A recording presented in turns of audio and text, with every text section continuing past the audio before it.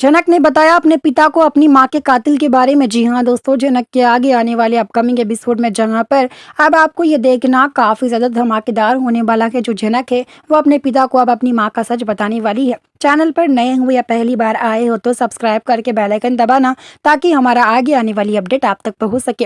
दोस्तों हम आपको बता दें, जो जनक है वो अब अपने पिता को ये बताती है कि दरअसल उनके नहीं रहने पर क्या कुछ नहीं हुआ, उनको उसकी माँ को किसने मारा, उसकी माँ को मारने पर किसने मजबूर किया, ये भी अब जनक बताएगी। जहाँ पर जनक तो पहले अपने पिता से कुछ सवाल करती है, जिसमें ये पूछती है कि मेरी माँ को जब आपकी ज़रूरत थी, मुझे आपकी ज़रूरत थी, आप उस वक्त कहाँ थे? आप उस वक्त नहीं आए, लेकिन आज आप अपने आप को मेरे पिता कहते हो तो मैं नहीं मानती हूँ, क्योंकि ऐसे पिता का मेरे लिए ना कोई होना भी ज़रूरी है। अगर आप नहीं रहेंगे तो भी मुझे कोई फ़र्क नहीं पड़ेगा। मुझे आपसे बहुत सवाल करने हैं। आप मेरे पिता हैं तो आप मुझसे दूरी रहिए तो बेहतर होगा, क्योंकि सालों पहले आप नहीं आए थे ना मेरी माँ को बचाने के लिए। अगर आप उस वक्त आते तो मेरी माँ आज इस दुनिया में जिंदा होती। जहाँ पर जनक अपने पिता को ये सारी बातें बताती हुई नजर आने वाली है। खैर अब ये देखना काफी ज्यादा धमाकेदार होगा। जनक बोलेगी कि मेरी माँ को मजबूर किया मारने के लिए, यानी कि उनको खुदकुशी करने के लिए मजबूर किसी और ने नहीं बल्कि तेजस ने किया था। जो तेजस है उसके बारे में बताएगी कि तेजस ने कैसे जनक को परेशान किया है,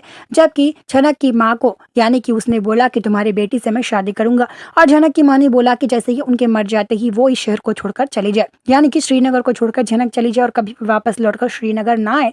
जहाँ पर जनक बोलती कि मेरी माँ श्रीनगर में रहती थी, जहाँ पर पंडित बृजभूषण कहेंगे श्रीनगर में तो मैं भी रहता था, लेकिन कुछ ऐसा हुआ मुझे वहां से जाना पड़ा। जहाँ पर अब जनक बोलेगी कुछ ऐसा हुआ तो आपको जाना ही क्यों पड़ा? आप चाहते तो वहीं रह सकते थे, मेरी माँ पर कोई झूठे इल्जाम ना लगे तो आप उन्हें बचाने भी आ सकते थे, पर आपने ऐसा नहीं किया। आपने मेरी माँ को पूरी तरह से बदनाम होने दिया, जलील होने दिया, मेरी माँ पर झूठे इल्जाम आपने लगने दिया, पर आपने कुछ भी नहीं बचाया हम लोगों को। यानी कि आज मेरी माँ इस दुनिया में नहीं तो सिर्फ और सिर्फ आप जिम्मेदार हैं उसके। जहाँ पर जनक उसके पिता को जिम्मेदार ठहराती है, लेकिन पंडित जी बोलने लगते हैं कि बेटा ये बहुत अच्छे इंसान है, ये एक वक्त पर ये बहुत बड़े कलाकार थे, तुम इन्हें गलत समझ रही हो। जहाँ पर जनक बोलती है कि मैं इन्हें गलत समझ रही हूँ, और इतना बोलते बोलते जनक धीरे धीरे बेहोश होने लगती है। अब देखिए जनक तो अब ठीक हो चुकी है, इतनी जल्द तो बेहोश होना ही है ना, क्योंकि जनक की तबीयत खराब हो रही है। ऐसे में जनक बात भी नहीं कर पाती है। तो पंडित जी बोलते बेटा तुम बैठ जाओ, लेकिन तुम इन्हें गलत समझ रही हो, तुम्हें नहीं पता कि कितने बड़े कलाकार थे,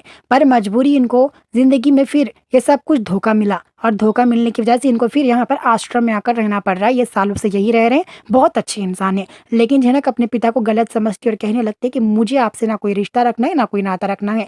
अगर आप उस वक्त मेरी मदद किए होते, मेरी माँ पर इतने इल्जाम नहीं लगने दिए होते, तो शायद मैं आपको पिता मानती, लेकिन अब आपसे मेरा कोई रिश्ता नहीं है। जनक अपने पिता से सारे रिश्ते तोड़ती हुई नजर आएगी। वीडियो को लाइक करना ताकि आने वाला वीडियो मिल सके। मिलते हैं जल्द ही।